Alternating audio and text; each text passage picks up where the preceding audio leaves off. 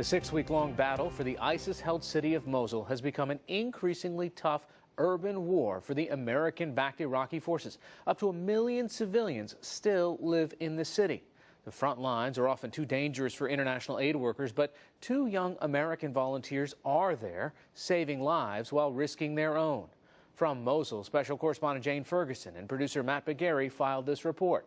A warning, viewers may find some of the imagery disturbing. Crying in pain, a tiny patient is carried into this basic treatment center in Mosul. His name is Karam, and at just 5 years old, the agony and fear are too much. Hawa, says his father. Mortar. His leg was shattered when it was hit 2 weeks ago. It was operated on and is now infected. His father tries to comfort him. For parents, war brings a terrible fear of loss. You'll hold that arm in just 1 second. Hold this arm? Yep. 2 American medics are helping Karam. They have been at this post for about a month, treating civilians injured in the fighting. How many of your patients are children? Too many? At least a quarter, minimum. Injured by? Everything. Car bombs, mortars, snipers. Karam is lucky. He managed to find treatment from ISIS doctors. It's crude, but at least he'll be able to walk again. He probably won't lose the leg. Is this kind of injury common? The injury, yeah. Them actually making it to surgery is less common. So where would he have gone for the surgery? He went to in Mosul. Still operating hospitals there. Inside ISIS territory? Yeah. Yeah, but they're coming, right? 2 of them are coming, right? These 2 American volunteers, both just 27 years old, are the first and only point of help civilians and Iraqi army soldiers get this close to the front line of fighting in Mosul. Go back with them, and they can help prepare them. Pete Reed is from Bordentown, New Jersey. After 2 tours in Afghanistan as a Marine, Pete came to Iraq to help. Derek Coleman is from San Diego. He was a machinist in a factory with some medical training before coming here as a volunteer. I don't have any kids, girlfriend, wife, nothing like that, so I wanted a little adventure and see ISIS as an evil enemy and saw good people fighting against it, and I thought I could help somehow. And medical work seems to be much more important than carrying a gun and shooting at people. Other charities are miles back from the front lines, wary of putting their staff in harm's way. Because of ISIS suicide car bombs, the civilians of Mosul are banned from driving cars. Many of the injured would not survive if Pete and Derek were not this close to the fighting. The location is everything with what we're doing. NGOs and other organizations can't get anywhere close to where we are. So what we're doing is we're stopping bleeding that would kill someone in 5 minutes. We're stabilizing patients so they can hopefully survive the trip to the closest hospital. Even with us, the hospitals are so far away at this point that we're afraid of how many patients we lose on the road. But being this close to the front puts Derek and Pete at risk. They are always short on supplies, so Pete has gone out to search for any other medical stations to ask for more. Can't check in with them. Derek just begins telling us about missing the holiday.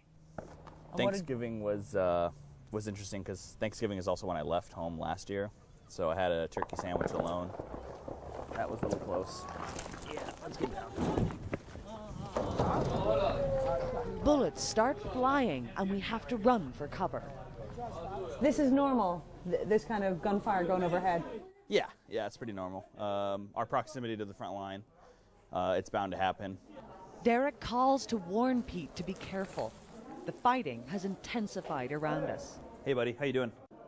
We've had quite a few rounds pass really close to our CCP here, worse than yesterday. So I just want to give you guys a warning as you're pulling up and just check in with you. In the meantime, Derek prepares for the next patients, which will surely come. The conditions here are harsh, but they have learned to manage. But as you can see, I'm kind of bloodied here, and I don't really have time to always clean it all off, so I'll just try to not look like I came out of a butcher shop as best I can. Pete arrives back empty-handed. His search for supplies unsuccessful, just as more patients are brought in. The center is also the first point of treatment for many Iraqi soldiers, their bodies brutalized by the urban warfare that rages just down the road. We are not allowed to film the injured and dying soldiers who arrived at the center. Iraqi Special Forces medics are here too, some trained by the two young Americans. They often treat civilians, many transported here by the army in war-weathered Humvees. Soon, one pulls up, and a child wrapped in a blanket is lifted from it. A soldier races her into the center. Her aunt stays outside, hysterical with fear and grief.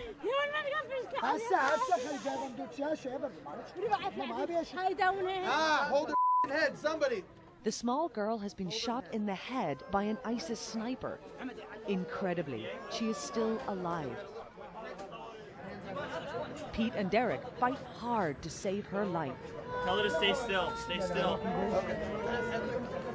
They manage to bandage her head. Plaster? Right here, Derek. Yeah, I got it. She's still bleeding. Despite brave efforts, the little girl died. Do you think, given what you've witnessed, that ISIS are deliberately targeting civilians? Yeah. They're shooting people with white flags. They're shooting kids. Last week we had 2 kids in a row who had been shot in the neck or the head by a Daesh sniper because they were fleeing Mosul. Not accidental grazing fire or anything like that. Proper sniper shots. Head and neck and face. Yeah. They're purposely trying to kill these people who are running away. Being in the crossfire and tending to death, his family are worried about him. Yeah, they worry a lot, probably for good reason. Who wouldn't worry? It's not like I'm, I don't know, a ski instructor in Wyoming. I'm on the front lines in the battle for Mosul. They're really, really supportive. They're just terrified of what I'm doing. Are you changed? Am I changed? Yeah. You can only see so many dead kids a day, so many days in a row before you're going to be changed. People see one dead kid or one traumatic thing happen and it affects them for the rest of their life. I've seen a couple hundred. I'm doing okay. Inside, spirits are high because Karam, the first child we met, is feeling better. A little tenderness and some candy have helped. He has been fortunate to cheat death in this violent place. For the PBS NewsHour, I'm Jane Ferguson in Mosul, Iraq.